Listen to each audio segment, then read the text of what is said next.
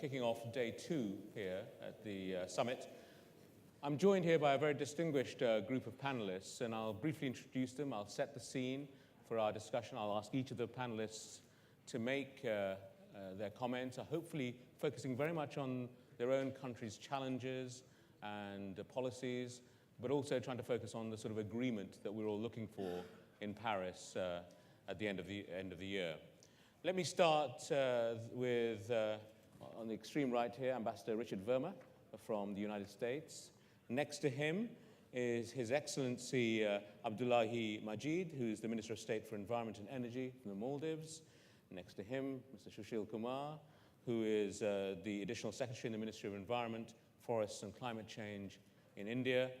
On my right here, very pleased to also have His Excellency Mr. Sergey Donskoy, the Minister of Natural Resources and Environment in the Russian Federation. On my immediate left here, we have Juan José Guerra, the Minister of Environment and Natural Resources from Mexico. On his left, we have Her Excellency Ms. Lyonpo Dorji Choden, Minister of Works and Human Settlements, Royal Government of Bhutan. A special place of affection in my heart for Bhutan, because I was born very near the border, as she and I were talking about there as well. And then on her left, we have His Excellency Mr. Lars Andreas Lunde, State Secretary, which is Deputy Minister in the Climate and Environment Department in Norway. And on the far left, we have Dr. Mukul Sangma, who's Honorable Chief Minister for the State of Meghalaya. So we have a very distinguished panel with us today. So let me just try and set the scene, if I may, very briefly. I think, as we know and was noted very clearly by speakers yesterday, 2015 is a big year for development and for climate change, for those of us who are interested in the subjects, which are so interrelated, of course. The Finance for Development Conference in Addis Ababa in July will take place. The adoption of the Sustainable Development Goals in New York in September at the United Nations, and then the COP21 in Paris at the end of the year. And these events, frankly, will set the course for the sustainability of our planet's development. Now, while there are very clear relationships between each of these events, the focus of the session today is really to outline the key elements that are coming together from national perspectives on the agreement that the world needs at COP21. There are a large number of points for discussion. I hope some of them will come up in the speeches they make, but also in your questions as well. But let me identify 4 important components, I think, that are coming through in the debates yesterday, but also in the last few months. The first big component, I would say, that we need to think about in terms of Paris is the ambition and nature, of course, of the climate objectives that are going to be set. What should we be aiming at in terms of mitigation? Should there be a target based on reaching a zero-carbon economy?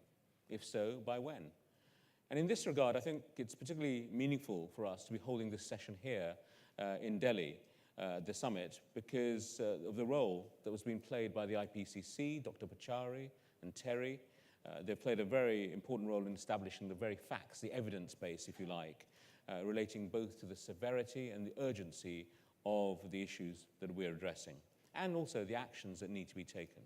So that's the first set of issues, the ambition and nature of the objectives. The second is really about adaptation. As adaptation needs are imminent and global, we know that, what sort of actions of mutual assistance, of cooperation, do we need to see coming through in Paris?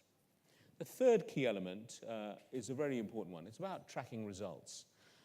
Results achieved in pursuit of climate preservation objectives, they do need to be tracked, we know that.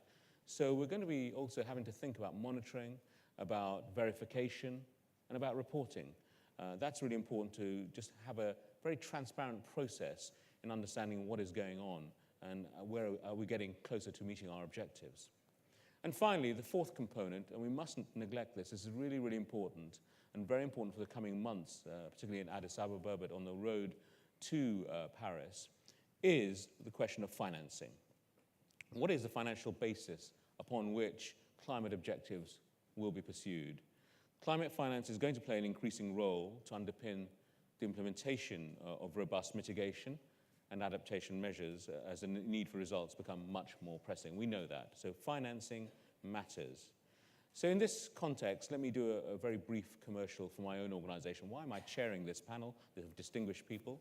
It's because the European Bank for Reconstruction and Development, EBRD for short, has become one of the largest climate finance organizations at a global level. It's got a very strong track record in our regions of operations.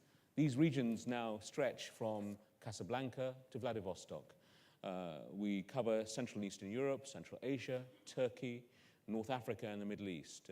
And in the last year, in 2014 alone, EBRD invested $3.5 billion in over 170 energy efficiency and renewable energy projects. And between 2006 and 2014, EBRD's cumulative mitigation and adaptation finance has reached $20 billion, total project value of about $100 million, so you can really see the gearing effect there. And 2/3 of that is in the private sector, and we do need the private sector to engage. We need private sector financing, of course, to achieve our objectives. And these investments are expected now to result in carbon emissions reductions of over 70 million tons a year. So that's why the EBRD is really heavily engaged in this great summit here and very heavily engaged in the road to COP21. Our view is that the agreement at COP21 with a clear climate objective, a defined time frame, and increasingly sharp price signals, we think price signals are very important, will support a significant growth of financing, not just from the EBRD, but also from a broad range of mostly private financing sources. So I have a very personal and a very strong institutional desire and interest in listening to the views of our panelists today. So I'm now going to hand over the floor without more ado to our distinguished panelists. I'm going to ask Minister Guerra to kick us off. I think the panelists will use the podiums to start with, to speak from. Minister Guerra has some slides as well, which he'll talk to. And then afterwards, I really hope we can get some time for Q&A. We have to finish sharp at 10:15. Over to you, Mr. Guerra.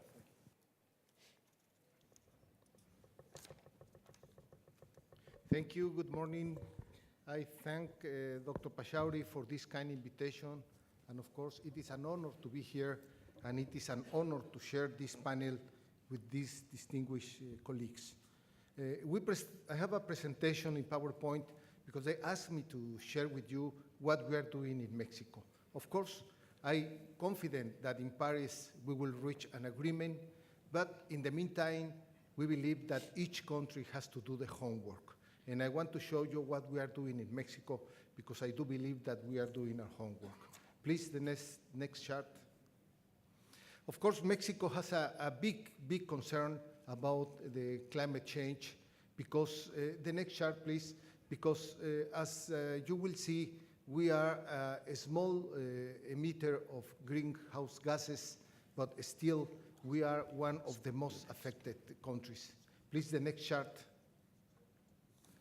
We have been hit by heat waves. We have had severe rainstorm and 59 tropical cyclones. 31 of them were major hurricanes. In September 2013, we have, for the first time in many, many years, 2 hurricanes hitting Mexico at the same time. It devastated the state of Guerrero because 2 hurricanes hitting at the same time. And also, this last year, we have a hurricane hitting Baja California in the south, Baja California South in the peninsula. What is strange is that for many years in Baja, we didn't have any hurricane, but this year we had one hitting directly the peninsula, and there were another 3 that at the very end, instead of turning east, they turned west, and they went away to the Pacific. But still, we have to face the fact that we are going to be facing extreme situations, extreme hurricanes like those we have in the past, in the near past. Next chart, please. This shows the position of Mexico. We are in the middle of the 2 oceans, and that's why that makes us a very vulnerable country.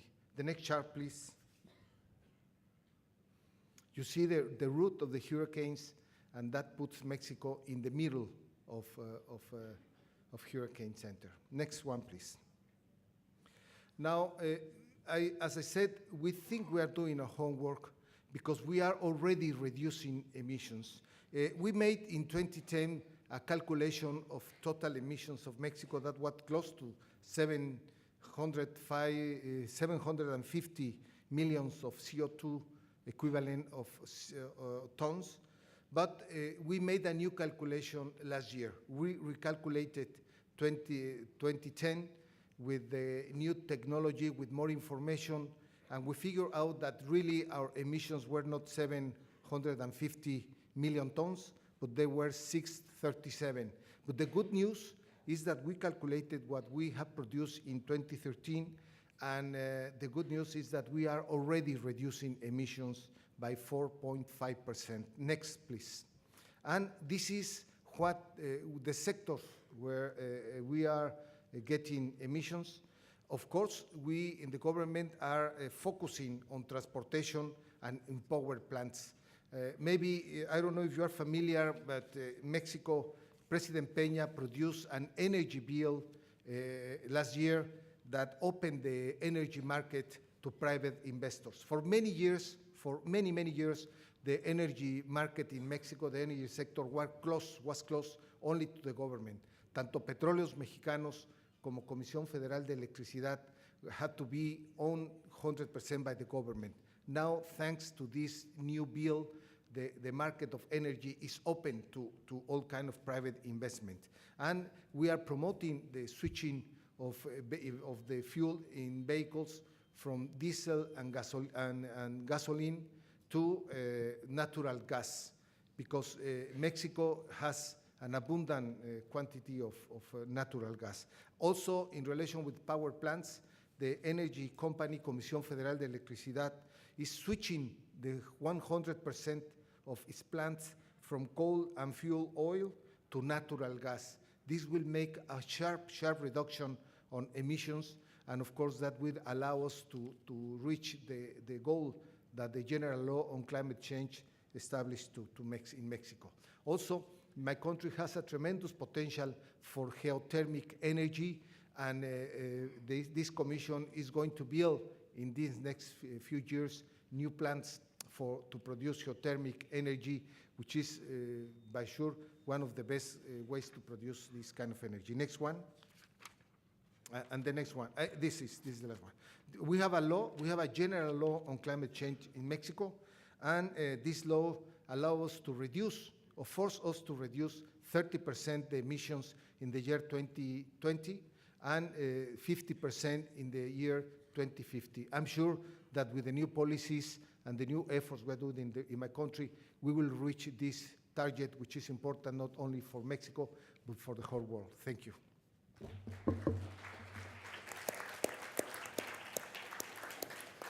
Well, thank you very much, Minister Guerra.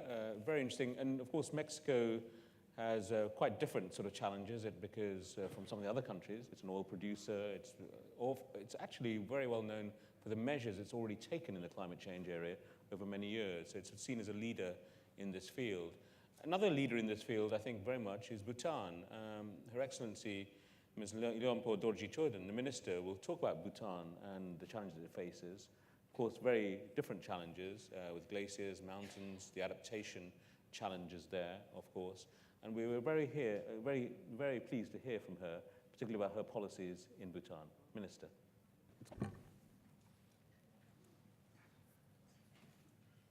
Thank you, Honorable Chairman.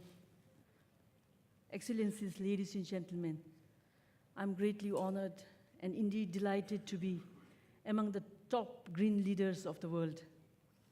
And I want to congratulate Dr. R.K. Pachauri and his team from Terry for this very timely summit and very important summit on sustainable development. In Bhutan, protecting our environment, even as we pursue economic growth, is a decision made from the very beginning of our development history around 50 years ago under our enlightened monarchs. Our fourth king proclaimed as early as in 1980s that for Bhutan, gross national happiness is more important than gross national product. Today, we continue to be guided by this development philosophy, a people-centered development approach, which embraces inclusive, equitable, and sustainable growth. Although limited by resources, we strive to give free education, free healthcare. We also promote green economy, all for sustainable and inclusive growth.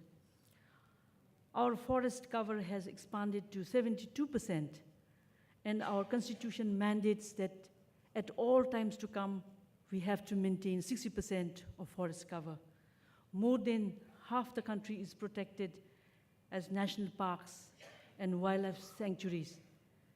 We have also pledged to remain carbon neutral for all time to come. But all these have not spared Bhutan from the impact of climate change. We face harsh realities of extreme weather, flash floods, and also landslides because we are in a mountainous country. And these are quite common and results in disasters affecting many lives and livelihoods, and also have adverse effect on our sustainable development effort. Ladies and gentlemen, I think hopes are very high that every nation, every party, every leader will pledge and commit for action in the COP21 in Paris. And science have spoken, science has proven that climate change is purely man-made. So we are therefore at a critical junction of a crossroad. Whether it will be now or later, whether by the national government, local government, private sector or NGOs or civil society, how much or how little do we commit? On our own terms, being responsible, or under compulsion, legal compulsion. All these forces at play can only be adequately addressed through collective endeavors, setting aside all our differences, all the vested interest and greed. Our time has come to set aside all these differences for once and pave a common path for our survival and for our own future generation. Greenhouse gas knows no boundaries. Greenhouse gas emitted in the US, China, or Australia would still melt the snow in the Himalayas. Honorable Chair, taking this great opportunity to be here in this summit, I want to remind and highlight critical messages for the COP21 at Paris, and these are also reflections from our Bhutan context. First, the world needs to adopt a strong agreement in the form of protocol under the UN framework of climate change. This should be applicable to all the parties. Everybody, rich, whether you're rich, not so rich, poor, vulnerable, developed, developing, least developed countries, all have to play their responsible part. Blame game is not the answer. Second, it is no myth that the world temperature is rising. It is real. The world should agree to the temperature goal of limiting it to 1.5 degrees above the pre-industrial level.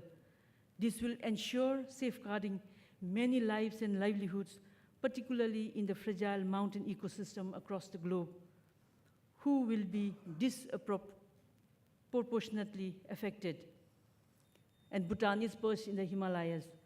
Third, the agreement should include all elements on mitigation, and not only mitigation, adaptation and finance are equally important if you are looking for sustainable development. Richer countries, and particularly the developed countries, as they have historical responsibilities for climate change, should commit to support the poorer and the vulnerable countries. There should be emphasis on strong compliance regime to implement mitigation and adaptation actions. As many international mechanisms we have seen lack effective implementation and also transparency. This is what we call for. Fourth, the world needs to agree to take concrete action on cutting down emissions based on the national circumstances. Bhutan, as a least developed country And as a responsible global member, we are doing what we can to reduce emission. We have already committed to remaining carbon neutral and ensure that our emissions do not exceed the sink capacity of our forest. Fifth and the last, no matter what, in the end, financial resources matter. At COP21 at Paris, there should be certainty on the flow of funds. Green climate funds should be fully operationalized with clear pathways to mobilize funds as pledged at COP15 in Copenhagen. This is key to realizing any commitment, otherwise they will remain empty promises. Ladies and gentlemen, all these are not impossible.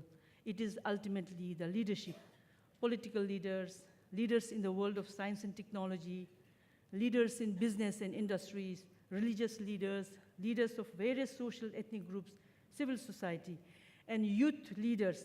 We have many enthusiastic youth leaders in the summit here. How many of us and how many times have we attended COPs? We are now into 21 COPs and many other climate meetings and forums. Many distinguished leaders are here today.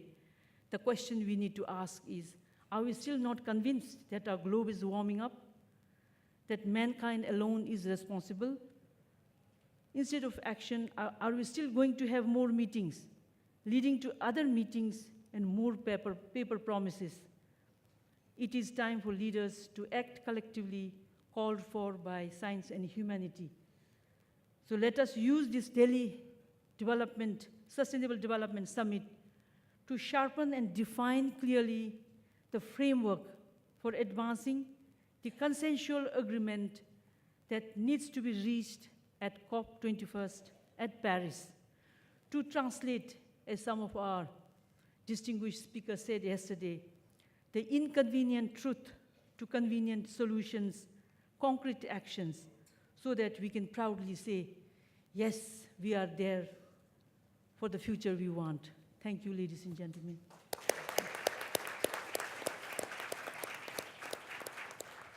Minister, thank you very much. I turn now to His Excellency Mr. Abdullahi Majid from the Maldives. I think very important to hear from him because in some ways it's the Maldives, many small island states face the ultimate climate challenge of adaptation given the low-lying nature of the islands. Minister, over to you. Shushi. Next. Bismillahirrahmanirrahim. Mr. Chairman, Excellencies, Honorable Ministers, distinguished delegates, and ladies and gentlemen. Namaste, good morning, bonjour. First, let me take the opportunity to express my sincere appreciation to Dr. R.K. Pachauri, Director General and President Terry BCSD, and of course not forgetting, he is also the chairman of the IPCC, the Intergovernmental Panel on Climate Change, for the kind invitation extended to me and the special arrangements he has graciously made for me. For me, it is a privilege and honor to be amongst this esteemed gathering. I have no doubt, as always, this 15th summit will be a stimulating and a progressive event for both policymakers and decision makers to make informed decisions on the most pressing needs of the present day, sustainable development and climate change. I'm humbled to make a small contribution under the title, The Agreement the World Needs at COP21. Indeed, climate change is multi-sectoral and akin to a host of socio-economic issues and challenges ranging from biodiversity loss, food security, rural development, resource availability, livelihood capacity, security, water resources, and human health, to name a few. As such, sustainable development needs to become climate sensitive. Our efforts to reconcile economic development, equity, and environmental protection need to be filtered through the lens of responding to exigencies of climate change impacts. Mr. Chairman and Excellencies, despite the natural difficulties that come along with reaching consensus, particularly on a global scale with nations of diverse interests, cultural diversity, and at varying stages of development, we are confident. Looking forward to a comprehensive climate agreement at Paris. What we are expecting is a credible and binding agreement that takes into account the needs of the developing countries and those most vulnerable to climate change in conjunction with exigencies of responding to climate change. Though difficult or painful at times, the momentum we have acquired over the past few years must be maintained. After all, the consequence of failing to act could be catastrophic. The Maldives remains amongst the most vulnerable countries to projected impacts of climate change. As a low-lying small island developing state, our geographic insularity, ecological fragility, and economic vulnerability indeed make climate change the most challenging and ever-looming danger. We are faced with losses that can no longer be mitigated nor adapted to.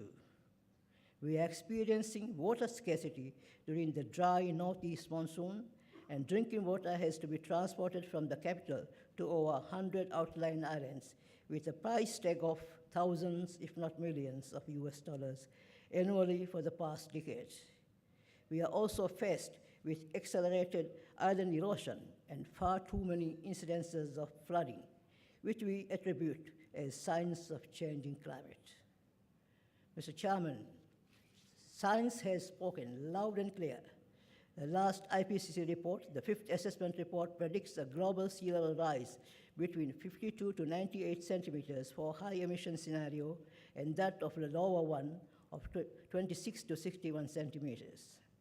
Correspondingly, global average temperature rise between 3.2 to 5.4 degrees at the highest level, and lowest scenario of 0.9 to 2.3 degrees Celsius at the end of the century is being projected.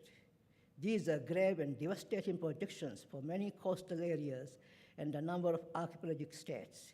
This is why Maldives and many other low-lying small island states advocate keeping global temperatures rise below 2 degrees Celsius or preferably less than 1.5 degrees Celsius.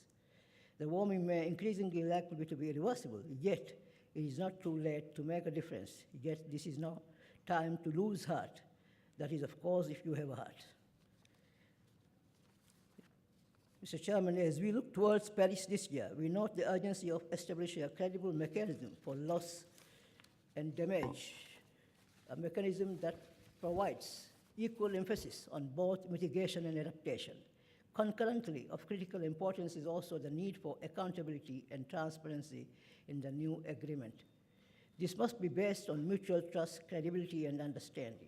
Mr. Chairman, the issue of finance is central to achieve the objectives of UNFCCC. It must constitute a central building block of the new agreement and must contain clear commitment from developed country parties. In this vein, we welcome the recent pledges to the Green Climate Fund as a positive step towards building trust in the run-up to Paris. Our concern is that the current pledges are not adequate given the eminent needs of the most vulnerable countries. Our concern is the time scale that these will materialize. Our concern is whether these are new and additional finances or existing finances repackaged and branded as climate finances.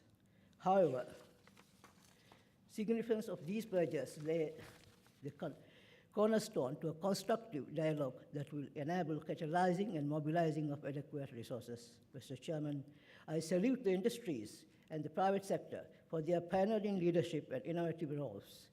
As we have often heard in the past 2 days, many industries have already started to prepare for low-carbon world. Technological innovation, economic impetus, and concern for the environment have been the bedrock for these changes. Companies have started to internalize climate change into their risk management and corporate governance. Time and again, companies have demonstrated that profits and environmental benefits are not necessarily a trade-off, nor are they diametrically opposed goals. Indeed, throughout this summit, we have witnessed this spirit, this creed from the private sector. National governments and the international community must then provide an environment conducive for such change, from strengthening regulatory frameworks for the design of policies targeted at shifting the balance of the energy mix towards renewable energy. Governments have a pivotal role to play in this process of change. At the Conference of Parties in Paris, we can send a strong signal that global governments are committed and united in significantly reducing carbon emissions. Such a signal is inherently important for market reorientations, and we are confident we can send such a strong signal for the agreement that the world needs at this COP. Mr. Chairman, lack of political will, courage, and mutual respect places us and future generations in harm's way and sabotage the agreement that the world needs now. Thank you for your attention. Thank you very much, Minister. Let me call on Sushil Kumar, the Additional Secretary of the Ministry of Environment, Forests and Climate Change here in India, to speak next. Of course, the new government, Sushil, has saying quite a lot about this agenda, has got a much more positive agenda, and India will be a major player to make sure Paris is a success. So over to you. Thank you, Session Chair, and good morning, distinguished panelists and distinguished delegates. It's a pleasure to present to you our understanding, the Indian understanding of the agreement that the world needs at COP21 Paris. I wish to submit to you just 6 main points. Don't want to give you any data, so that you understand what are the core issues which are important. And at the end, I want to pose 2 questions. The first point I wish to highlight is that this agreement is going to be evolved under the convention, and that is United Nations Convention, Framework Convention on Climate Change.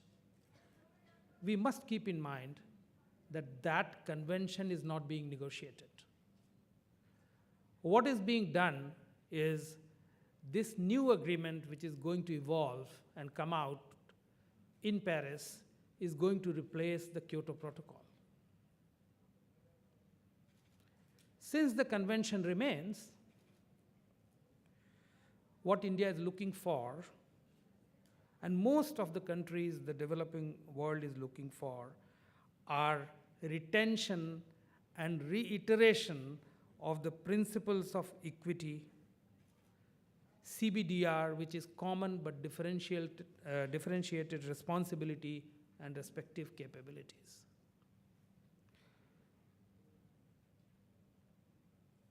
These are words very often used by the negotiators, but we already have seen that the differentiated responsibility which was there, which is there in the form of annexes, Annex 1 and non-Annex 1, which divided the world into 2 blocks. That has, in a way, been diluted, because now we are looking at universal action.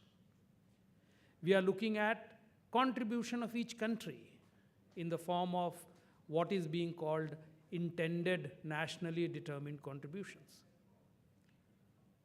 So that the globe has agreed, the world has agreed, all 195 countries have agreed, okay, let's not have action only on the part of some nations, although they created the problem.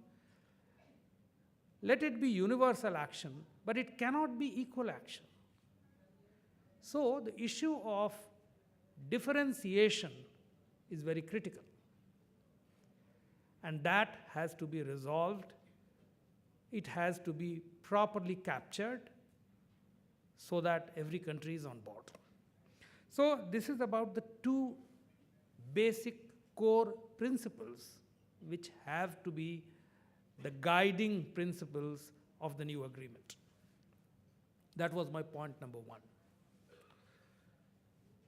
Point number 2, India wishes that this agreement in COP21 propels the world on a path of comprehensive climate action.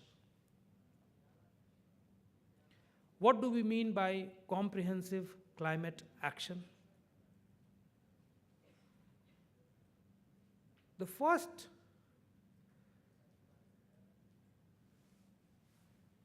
point to be highlighted in comprehensive climate action is the balance between mitigation and adaptation. There is a tendency on the part of some nations to focus only on mitigation. Now that is getting corrected, obviously, because mitigation is not the only action which is needed.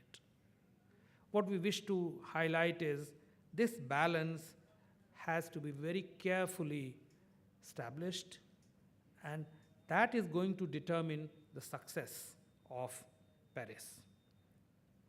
The third point which I wanted to highlight, and that one has to keep in mind, is the harmonious existence of the climate change goals and the sustainable development goals. Now, those sustainable development goals are going to be finalized in September 2015, before Paris comes. So that has to coexist as the guiding path for the world and all countries. We can take questions on these, but let me not further go into details. The fourth point which I wanted to highlight from Indian perspective is predictable and substantial availability of finance to enable developing countries to take up ambitious mitigation and adaptation action. That's a prerequisite. Otherwise, in the business as usual, universal action will not gain much. Every country has to do something more, and for doing that, they have to be provided with finances.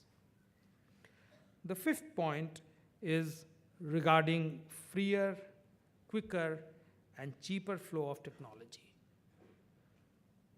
where the IPR costs are somehow neutralized either through a multilateral fund or any other mechanism which can be negotiated, but each country is able to get new technology to increase their energy efficiency, to increase their adaptation action, to reduce their carbon emissions. And the sixth and the last point was, as the chair mentioned, transparency, which is monitoring, reporting, and verification. The MRV system, yes, there has to be transparency. But that transparency has to be on all pillars. It cannot be only on emissions. It has to be also on finance. Whether what is being committed is adequate, is ambitious, is actually being provided, on technology, on adaptation. So, same level of transparency yardstick has to be applied across the pillars. So these were the 6 basic expectations which India has. Now the 2 questions which I wanted to pose. The first is, should there be a global goal on adaptation? We all know that there is a global goal on mitigation. Keep within 2 degrees. Should there be a global adaptation index on which every country needs to be assessed how vulnerable that country is? If Maldives is very vulnerable, they need to be helped. And the second question is, should there be a clause in the agreement mentioning that the globe needs to change lifestyles? Thank you very much. Thank you very much, Sushil. Let me call on His Excellency Sergey Donskoy, the Minister of Natural Resources and Environment in the Russian Federation. Sergey, it would be great to hear from you. We, of course, in BRD do quite a lot, have done quite a lot in energy efficiency in Russia, very successfully. So really looking forward to hearing what you say. I think Sergey is going to be speaking in Russian, and then we'll have an interpretation alongside. Over to you, Sergey.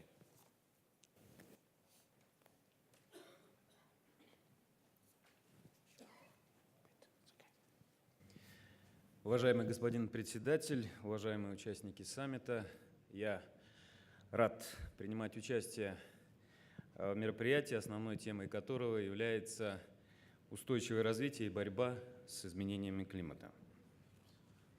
Esteemed Mr. Chairman, distinguished participants of this summit, I'm glad to take part in the event focused on the sustainable development and fighting climate change.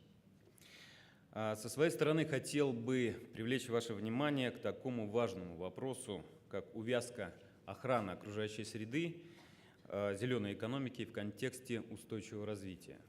I'd like to use this opportunity to draw your attention to such an important issue as the close connection between the environment and green economy in the context of sustainable development, which is the greening of the economy and policy.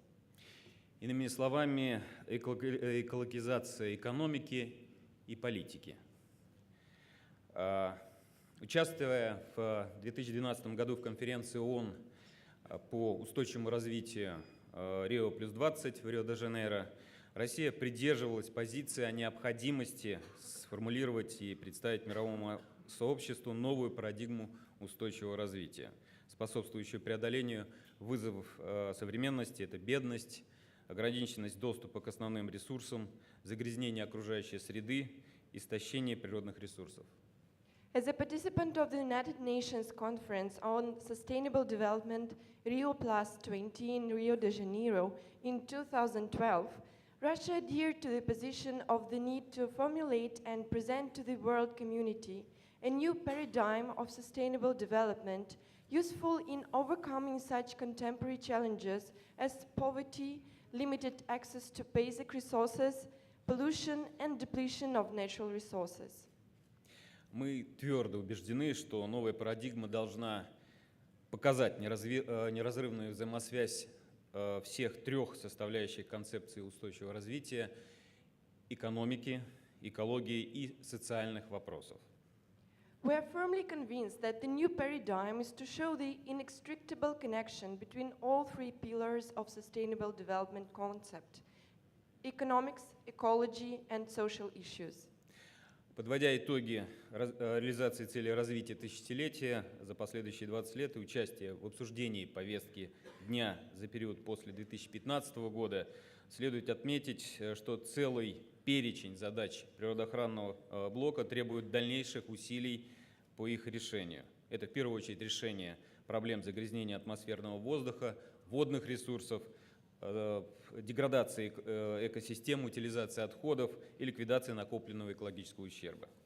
Summing up the results of the Millennium Development Goals implementation over the past 20 years and participating in the discussions on the agenda for the period after the year 2015, we would like to put a stress on a range of environmental tasks which require continuing efforts for their solution.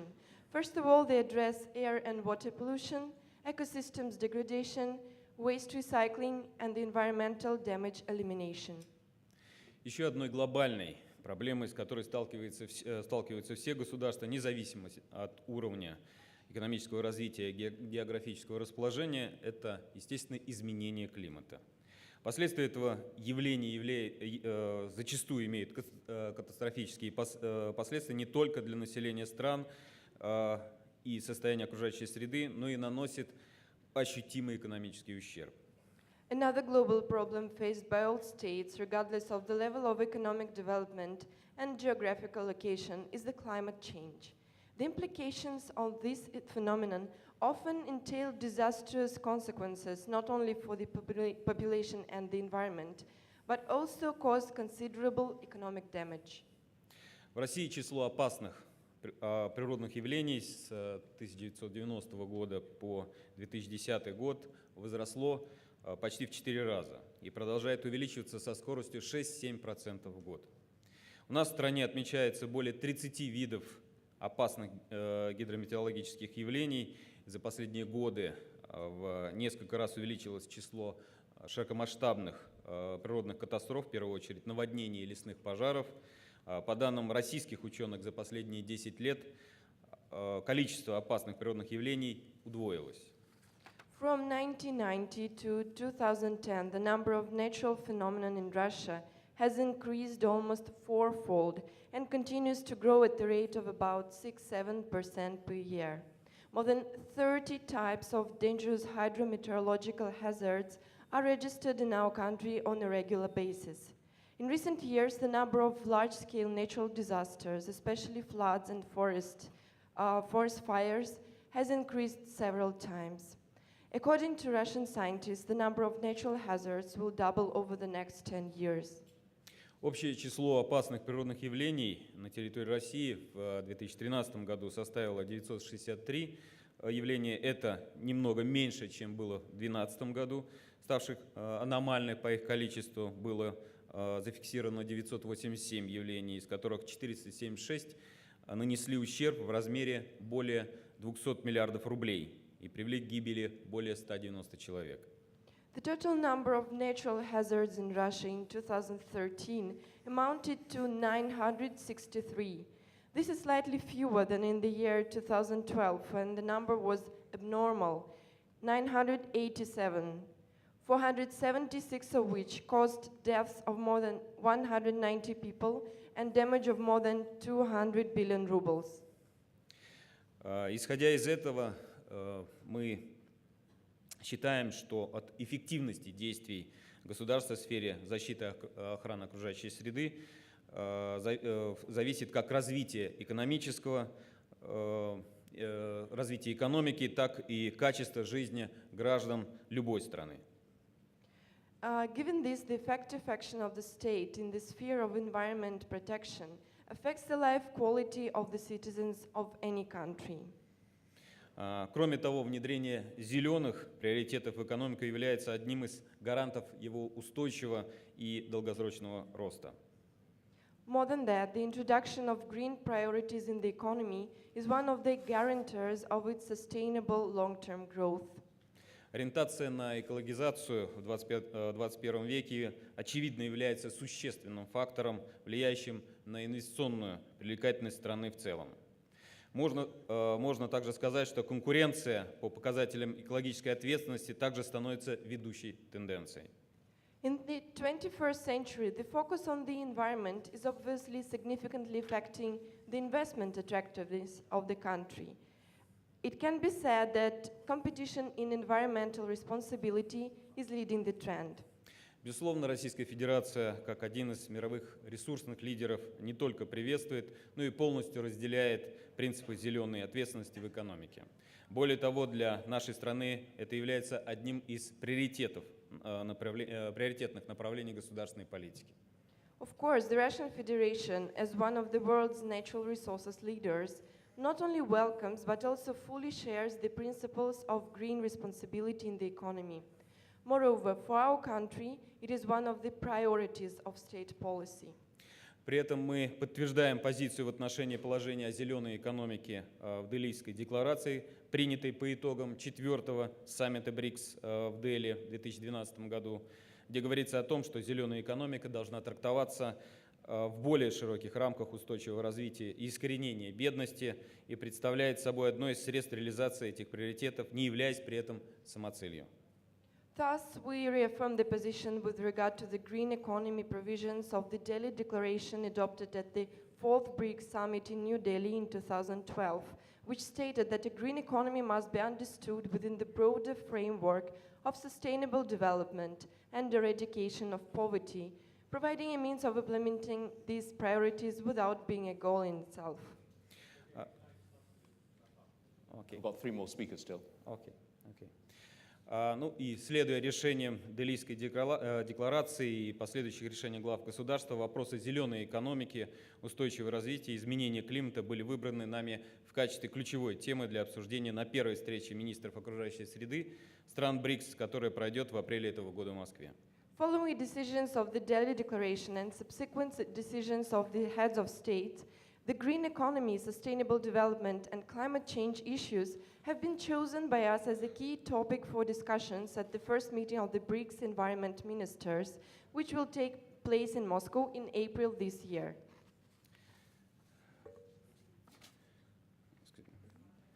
Развитие зеленой экономики невозможно без усилий со стороны государства. Во-первых, только таким образом можно провести необходимые законодательные изменения, а во-вторых, обеспечить финансовую поддержку перспективным зеленым инициативам. It is important to say that the commitment of the state is very important in this question, first of all, because only in this way the necessary legislature changes can be provided, and secondly, only this way the financial support could be given to these prospective green priorities. Вопрос, который я затронул в ходе своего выступления: загрязнение атмосферного воздуха, изменение климата, водная проблематика, управление отходами и целый ряд других в равной степени затрагивает экономику всех стран. Issues mentioned in my speech, such as air pollution, climate change, water issues, waste management, and a number of others, in equal degree affect economies of all states.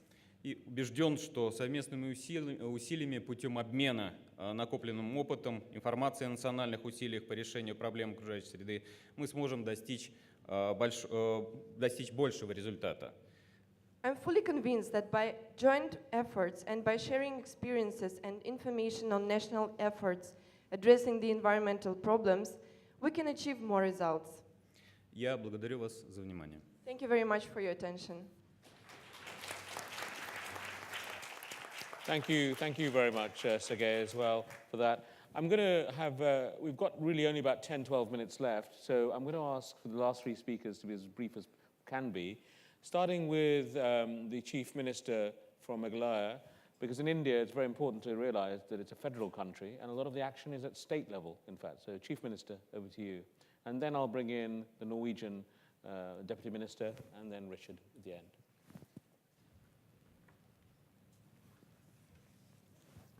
Thank you. I thank the Chair, His Excellencies, dignitaries, ladies and gentlemen. I think it's the right time for policymakers to be coming together along with all the experts and put our thoughts together to achieve the common and shared objective to address the climate change issues. It's a privilege for me to be actually being able to share my thoughts as a policymaker, as a political head of a state. We have a strong federal structure in this country, and as far as the stand of the country is concerned, Mr. Sushil Kumarji has already placed before all of you. But as a Chief Minister of a state, I would only share as to what we are doing and what can be probably thought as something which can be replicated, because all our developmental strategies and initiatives have been based on our commitment to address the concerns of climate change. And we as a small state, Meghalaya, I think it should be my privilege to tell where I've come from. This country is a very big country with huge diversity. We come from a small state with 3 million population. It's one of the smallest states with very low population. We are blessed with natural resources and blessed with strong human resources. We are just at the northern part of Bangladesh, sharing long international border with Bangladesh. And therefore, let me also convey the warmest greetings on behalf of my people and my state in the first instance. My state was affected by both drought and unprecedented rainfall, resulting in devastation and loss of precious lives to the extent of 66 loss of lives last year. So you can understand how we are not insulated in spite of being a very tiny state in the midst of this whole large nation. Therefore, as a government, we adopted our whole developmental initiative in such a way that people who continue to think that living in the rural areas are not attractive, therefore they keep on migrating to the urban areas and creating a problem for the policymakers, because all our plans go haywire because of the uncontrolled migration and ultimate congestion, and therefore making the infrastructure that we built for the cities insufficient to accommodate such population. This is linked with sustainable livelihood. And when we talk about livelihood, we often say that we engage in such livelihoods which ultimately destroy the environment. Therefore, our approach has been to rather mitigate the issues of climate change through sustainable livelihood, or to create sustainable ecology through sustainable livelihood, so that all the sustainable livelihood activities that the government plan will ultimately enable us to have sustained ecology. And that is exactly the format which we have initiated. And we have come up with a flagship program of the state government, which is called the Integrated Basin Development and Livelihood Promotion Program. I would leave behind my invitation to all the experts and friends to come and visit my state and see what exactly we are trying to do and how it has brought in the active participation of the stakeholders as a whole, thereby giving us lots of hope that Meghalaya is going to be able to actually show the way as to how livelihood can actually be linked to creating sustainable ecology. And as a policymaker, I think for me, it is only to tell you that we are trying to contribute our humble bit, because little drops of water make a mighty ocean. There are a few things which I'd like to share here is that, okay, if we are talking about low carbon economy, whether it is possible, I will say that it is possible given the kind of hopes that have generated with our new initiative. Because there are lots of answers to all the challenges that we have. What is required is to actually adopt a multi-pronged approach which is in sync with what we are trying to do. When we build roads, I think there are lots of answers. There is a need to ensure that we adopt and induct new technologies which can actually enable us to build green roads. We are also investing on that. If we are talking about providing the Bijli Pani in Indian perspective, the energy and water, then I think we have lots of solutions. We are talking about creating sustainable energy solutions with the involvement of community, which is again linked with sustainable livelihood. So these are a few things which we have initiated, but I think the most important point which I would like to leave behind here is that supporting and incentivizing the states which have embarked upon these initiatives and are capable of making a difference in the lives of the people, and at the same time ensure that livelihood is linked with sustainable ecology. Thank you.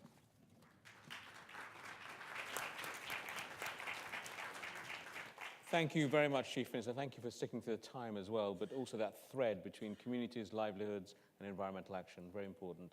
Lars, I think we should hear from you and then Richard, two countries that have been very significant in the whole climate change debate, and we should finish off with you too, I think. So Lars, please take the stand. Lars is the State Secretary from Norway, and Norway, of course, has been a really important country in helping to finance a lot of the environmental action in other countries too. Lars. Thank you very much, Chair, for this opportunity to address the distinguished ministers and delegates present to present Norway's views on the new climate agreement that we will reach in Paris later this year. But first, allow me to say that this is a great pleasure to be back here at the Daily Sustainable Development Summit. The Norwegian government puts emphasis on science-based policy making, and our host, Terry, is an important contributor to climate science. Since we met here in Delhi 1 year ago, science has become clearer. The fifth assessment report of the IPCC shows us that it is still possible to limit the average global temperature increase to 2 degrees. But science also shows us that we are running out of time. Lack of action will result in widespread changes to the climate system. Continuing our business as usual would put our planet on track of more than 3 degrees warming. This would put ecosystems, people, and societies at great risk. This is not an option. You are all familiar with the warnings from scientists. It is obvious that we need urgent and long-term action on climate change. Therefore, the world is in strong need of an ambitious climate agreement in Paris. When it comes to ambitions, Norway is a champion for the 2-degree target. We want to see an overall objective in agreement based on current goals. But we have also proposed an operational goal for emission reductions. Our suggestion is a global goal to achieve 0 net emissions by 2050. We believe this is a clear and understandable goal. This could trigger the right understanding and the right actions in planning for low-carbon societies. I am very much forward to hearing your views on this. 3 more points on our views on the new agreement. Firstly, we need an agreement which covers the emissions of greenhouse gases worldwide. A new agreement that only covers a small percentage of the world's total emissions would be of little value and ultimately put us all at greater risk.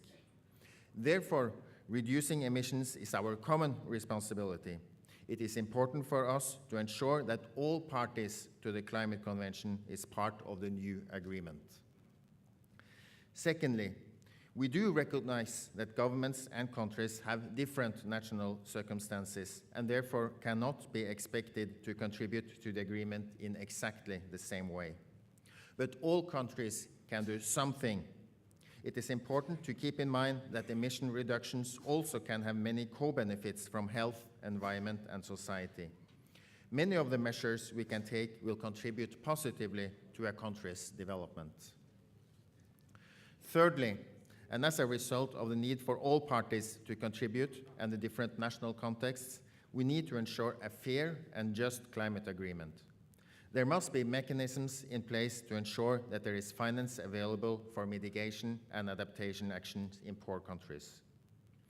Norway is a supporter of the Green Climate Fund and other existing mechanisms, and we will continue to work for a results-based approach. This means that financial support will be provided to partners that can present verified emission reductions. I would also be happy to hear your views on this today. From Lima to Paris, what can we expect?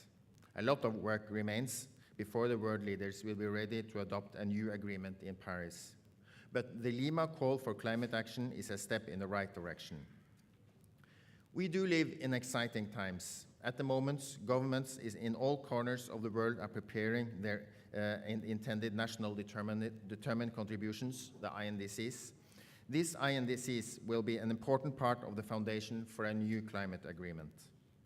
We all know that there is a large gap between current commitments and the actions needed to achieve the 2-degree target. This is also of great concern for us. Therefore, we are glad that the Lima Agreement agreed that the new contributions represent a progression beyond the current commitments by each party. Norway's INDC contribution will be presented by the end of this quarter, but already this week my government presented our suggestion for the Norwegian Parliament, where we suggest that Norway should have the same ambitions as our neighbors in the European Union, which is 40% reduction in 2030 compared to the 1990 level. Norway is not a member of the European Union, but we share the same goal with the European Union on this, and therefore hope also for a strong cooperation with the EU on achieving a goal of 40% reduction in 2030 compared to 1990 level. And we also looking forward to see the INDCs of other countries, as these contributions will indicate how ambitious we can expect the climate agreement to be. The new climate agreement will be in function from 2020, but what we do between now and 2020 is also crucial. REDD+ and other forestry initiatives, energy and short-lived climate pollutants are among areas with great potential. Norway works with multiple partners to strengthen capacity in the forest sector and reduce deforestation and forest degradation. My government has reaffirmed Norway's strong commitment to REDD+ with the same long-term goals. Our intent is to continue to finance RED Plus at least at current levels until 2020. Reducing emissions of short-lived climate pollutants, both at home and abroad, is another priority for Norway. In this way, we can help provide first aid to the climate by reducing the speed of warming while simultaneously improving people's health and agricultural yields.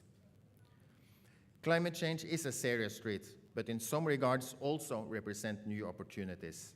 According to the new climate economy report from this year that former President Calderon so well presented yesterday, we have the opportunity to build lasting economic growth and at the same time reduce the risk of climate change. Obviously, countries that take early action on climate change will also have advantages to the increasing global market for green technology. The Sustainable Development Goals being developed this year are also crucial to the climate agenda. The post-2015 agenda must be designed to build resilient societies and eradicate poverty through sustainable development. The SDGs and the new climate agreement must facilitate the same green transition, a transition with a third important process this year must also support. Norway wants the Conference on Finance for Development in Addis Ababa in July to recommend concrete actions aimed at mobilizing and optimizing all types of financial flows for sustainable development purposes. As I said earlier, we live in exciting times. If the world leaders succeed in Paris in December, the new climate agreement can become the most important international agreement of our time. Norway remains committed to this process, and we look forward to working with all of you to ensure that by the end of this year, we have the climate agreement the world needs. Thank you very much for your attention. Thank you very much, Lars. And last but certainly not least, Ambassador Richard Verma of the United States. Ambassador, we've all had real positive feelings about what's been happening with the Obama administration over the last few months, within the US, but also in its discussions with China and India. So over to you. We're really looking forward to hearing from you. The organizers have said we've now got till 10:30, so you've got your time. Okay, great. Thank you very much. And I know we're over time, so I'll be relatively brief. Let me just thank you for the invitation to be here, and it's great to be with all these distinguished panelists. I just want to make 4 maybe quick points. First, let me say that the President Obama's visit last week with Prime Minister Modi, climate change and clean energy was a significant component of the visit, of the summit, and of the talks. And there was significant, I'd say, convergence of interests and shared stories about the impact of climate change that's having on both of our countries. The President noted that 2014 is now perhaps going down as the hottest year on record, and the United States has been severely impacted with severe weather, severe storms. And India, of course, has been severely impacted as well. The water shortages, the glacial melting, the severity in the monsoons, the irregularity in the water supplies, the severe droughts, particularly in the north. So it was a significant convergence, but not only just on the challenges, but I think they both agreed and echoed something that Secretary Kerry always says, which is the solution to climate change is energy policy. And so there was a significant discussion on energy policy and clean energy policy. So the first point I would just say, this was really a foundational part of a very historic summit that took place last week. Secondly, I would say that while developing countries are emitting over 60% of global emissions, the United States recognizes its role in contributing to the problem, and so it has taken a leadership role in mitigating greenhouse gases. The U.S. experience is proof that economic growth and emission reductions can go hand in hand. For example, the U.S. economy is 60% larger than it was in 1995, but carbon emissions have returned to 1995 levels, which means we can create jobs for our future by investing in a healthy economy today. We're targeting emissions from the largest sources of pollution, transportation, and power plants, which enables us by 2025 to reduce emissions almost 28% from 2005 levels.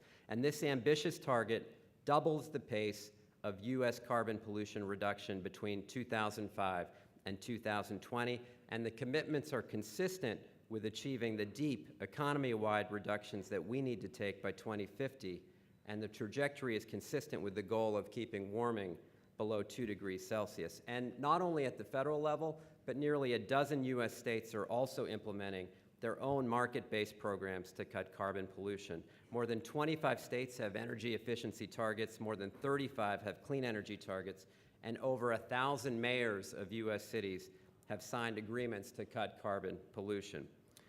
Third, although the U.S. is doing a lot, the U.S. and India can do a lot as well, and we're excited about India's ambitious commitments to renewable energy, including its target of achieving 100 gigawatts of solar capacity by 2020, and the new and existing cooperation our governments have taken. And even before the President's visit last week, we were already cooperating with India on energy access and clean energy, and we added several new initiatives when Prime Minister Modi visited us last September, as well as announcing our intention to open up new pathways for cooperation on areas like air quality and climate resilience.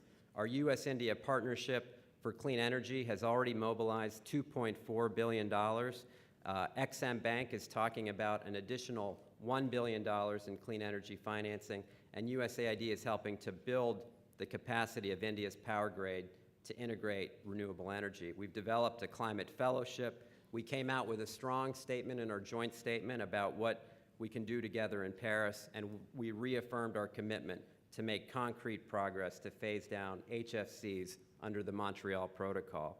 And we've moved closer to the day when U.S. companies can begin the construction of modern and clean nuclear power plants. These are just some of the actions we're taking together and to ensure that Paris is undergirded by clear action on the ground. And then fourth and finally, what will the agreement in Paris look like? And let me just articulate some principles. Quite simply, if we do this right, we can conclude a lasting agreement that applies to all countries, that includes ambitious mitigation targets and a strong accountability system to see those targets through, including monitoring, review, and sound rules that promote trust. The agreement should have a lasting structure that regularly brings countries back to the table to commit to stronger and stronger targets. A successful agreement will elevate the importance of adaptation and resilience with a focus on better planning and more support for implementation. It will promote significant support for those countries that need it most. It will create opportunities for countries to take new action to protect their forests and other lands. The agreement must be fair so that every country is spurred to do the must it can do, but none is forced into action it sees as inconsistent with the imperatives of development, growth, and alleviating poverty. Yet it will recognize that without action to address climate change, these vital social goals will become harder and harder to attain. The benefits of a successful agreement for the world and for India are tremendous: better health, energy security, resilience, climate security, food security, ecosystem health, and sustainable economic growth. India and the world will benefit as much, and India, as much as any country, will benefit from a strong and comprehensive agreement this year in Paris. We look forward to working with everyone over the coming year to ensure that we conclude an ambitious climate agreement in Paris in 2015. Thank you very much.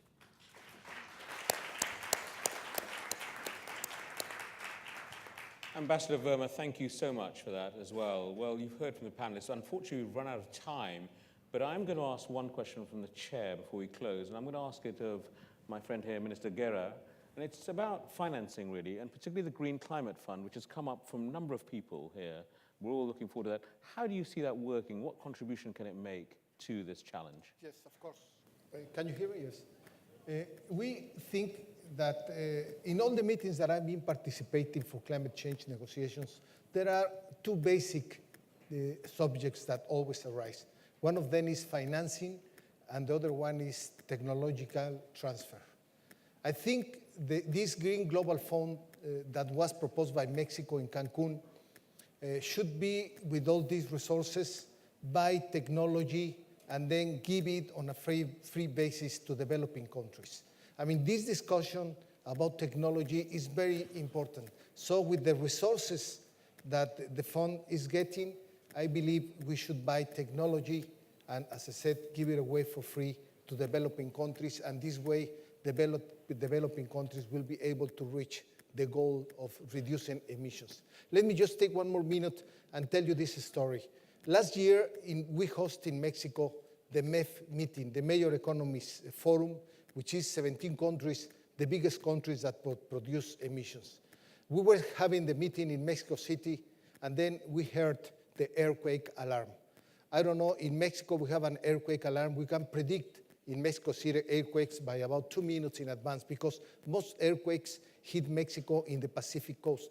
So the moment we have an earthquake, there is an electronic alarm that sounds in Mexico City, and then we can, in advance, for about 2 minutes, know that an earthquake is going to hit the big city. So we were having this meeting, the MEF meeting, and suddenly we heard the earthquake alarm. Some people, when I told the people that was in the meeting, we are going to have an earthquake, we have to leave the room, nobody believed. Some people say, how come you Mexicans can predict an earthquake? So as we were leaving the room, the earthquake hit Mexico City. And when we came back after the security people checked that the building was okay, when we came back, I told my colleagues, listen, when I told you there is going to be an earthquake, everybody stand up and left. Nobody tell me, wait a minute, let me shut down my computer, or wait a minute, let me ask permission from my government to leave the room. Everybody just stand up and left. And what I see is that this feeling of urgency, we should have it for climate change. I believe, because I've been in many discussions, and I'm sorry to say it, but sometimes we just talk and talk and talk and talk and no action. We should have some action, immediate action. Whatever we do, we should do it in a hurry. Thank you.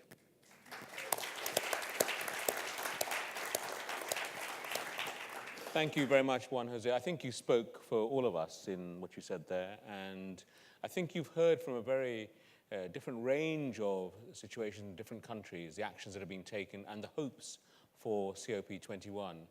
I don't think I can summarize it better than saying that I think, from what I've heard today, that we're all very broadly behind the framework that the president of COP21, Laurent Fabius, set out here yesterday morning. He said that what we need in the agreement, really, at COP21 was 4 things. The need for a universal differentiated agreement on the limit to 2 degrees Celsius. If possible, before Paris, we need to get there to that agreement. Secondly, and you've also mentioned this, all of you, the financing issue, the increased public, and I stress private financing by 2020. And in this respect, I think the important points about signals, price signals, very important. The need for stability and strong price signals. That's our experience in EBRD. That's what drives private investors to really come forward with the funding. That's needed as well. So financing, a big part of that. Again, let's try and fix that before we get to Paris. The third thing is the development of a broad agenda of solutions, and there will be national solutions. You've heard of the range of solutions in these countries will be different, and we need to have that broad agenda of solutions.